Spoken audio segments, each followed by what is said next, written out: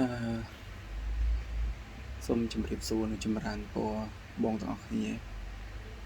លោកប្អូនថ្ងៃហ្នឹងអត់មានអីទេគ្រាន់តែចែកចម្លែកទៅកាន់បងប្អូនជំនាន់ក្រោយណាបងដែលគាត់មានជំនាន់ដែលគាត់យល់ដឹងផ្នែកនឹងច្រើនហើយយើងអត់និយាយមួយគាត់ទៀតទេយើងអាចទៅណែនាំគាត់ទៀតទេដោយសារថាគាត់ផុតហើយគាត់ក៏យល់ដឹងច្រើនដែរតែចំពោះបងប្អូនក្រោយបងប្អូនត្រូវមើលណាកុំឲ្យមានបញ្ហាទៅលើការ design ហ្នឹងអញ្ចឹងមានប្រហែលចំណុចដែលស្មារតីលេខមើលឃើញគឺដូច AI អញ្ចឹងយើងនិយាយពីបញ្ហា AI មួយមានបងខ្លះគាត់យក poster ទៅបង្កើតរូបភាព poster ក្នុង AI ហើយគាត់ដាក់ជាចំណងជើងថាអ្នក design ចប់ហើយពេលនេះទឹកភ្នែកហើយអញ្ចឹងទៅអញ្ចឹងកុំភ័យហើយក៏កុំព្រួយដែរដោយសារតែ AI វាបង្កើតបានល្អមែនទែនភាពអត់ខ្ចប់របស់វាប៉ុន្តែយើងសួរថាតើយើងអាចយកទៅកែកនបានអត់បើវាមាន layer អញ្ចឹងដូចសភាពដើមមកថាគេចង់បាន layer ចង់បាន artwork មួយហ្នឹងដូចជា default របស់វានេះដូចជាសភាពដើម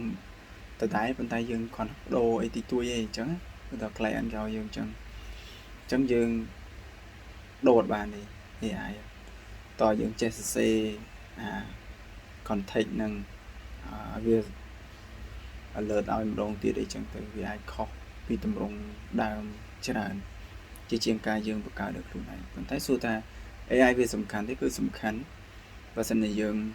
ចង់យកវាទៅប្រើក្នុងតម្រងបែបបង្កើតជាគំនិតណាមួយពេលយើងសន់គំនិតខ្លាំងអញ្ចឹង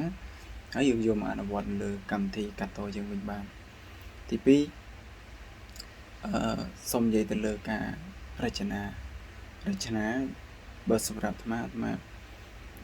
ធ្វើអីក៏ដោយគឺអាត្មាសុខចិត្តធ្វើជារបស់ខ្លួនឯងសិនមុននឹងយើងយក element របស់អ្នកដទៃមកប្រើឧទាហរណ៍ថាគេមិនចិត្តក្រអីក្នុងការយក element គេមកប្រើប៉ុន្តែយើងត្រូវមើលលើ element ទាំងអស់ហ្នឹងថាតើ element ទាំងអស់ហ្នឹងវាជាប្រភពដែលគេដាក់ឲ្យប្រើជាទូទៅឬក៏គេបានកំណត់វាថាគេ inspire វាដូចរឿងហ្នឹងគេថាគេកំណត់សម្រាប់អត់អាចយកទៅប្រើប្រាស់បានទេគេមាន limited សម្រាប់ក្នុងការចែករំលែកដែរអញ្ចឹងយើងយក event គេមកប្រើយើងត្រូវមើលដែរថាតើអា element ដែលយើងយកមកប្រើប្រាស់ material ទាំងអស់ហ្នឹងគេបានដាក់ឲ្យយើងប្រើដោយ free ឬទេឬក៏ element ហ្នឹងគេអត់បានដាក់ចែករំលែកទេអញ្ចឹងយើងចេះតែកាត់ចេញយកមកប្រើអាហ្នឹងតើវាមិនដែរវាសមគួរដែរឬទេអញ្ចឹងយើងត្រូវមើលទៅលើរូបភាព element ទាំងអស់ហ្នឹងទៀតអញ្ចឹងវាមានបញ្ហាច្រើនណាស់ដែលបងប្អូនជំនាន់ក្រោយគាត់មានបញ្ហាទៅលើរឿងហ្នឹងអញ្ចឹងឧទាហរណ៍បើសិនជាយើងគ្រាន់តែជាសិស្សដូចអាត្មាដាក់ឈ្មោះខ្លួនឯងថា student design ដោយសារយើងចង់ប្រាប់ថាយើងជាសិស្សអញ្ចឹងយើងក្នុងការអនុវត្តយើងយករបស់គេមកអនុវត្តជាមេរៀនយើងណា lesson ប៉ុណ្ណេះយើងរៀនដល់ប៉ុណ្ណេះវាជាមេរៀននៅអត់អីទេប៉ុន្តែបើសិនជាយើងយកទៅធ្វើអាជីវកម្មផ្សេងយើងអត់មើលថា element ហ្នឹងគេបានឲ្យយើង free អត់ឬក៏គេបានដាក់ឲ្យយើងប្រើប្រាស់ជាទូទៅអត់យើងអត់បានមើលហើយយើងចេះតែយកទៅប្រើប្រាស់ដើម្បីអាជីវកម្មអាហ្នឹងគឺវាអាចមានបញ្ហាខ្លះដែរអញ្ចឹងមានខ្លះវាអាចមានតែម្ដងបើសិនជា element ទាំងអស់ហ្នឹងត្រូវបានគេអត់បានចែករំលែកទូទៅច្រើនទេចេះតែ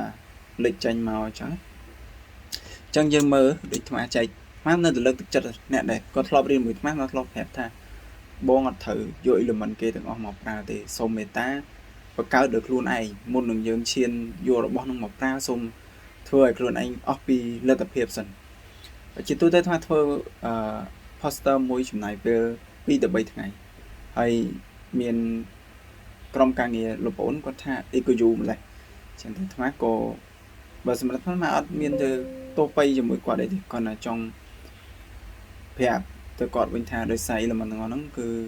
យើងបង្កើតដោយខ្លួនឯងអញ្ចឹងវាមានរយៈពេលយូរដែលมันអាច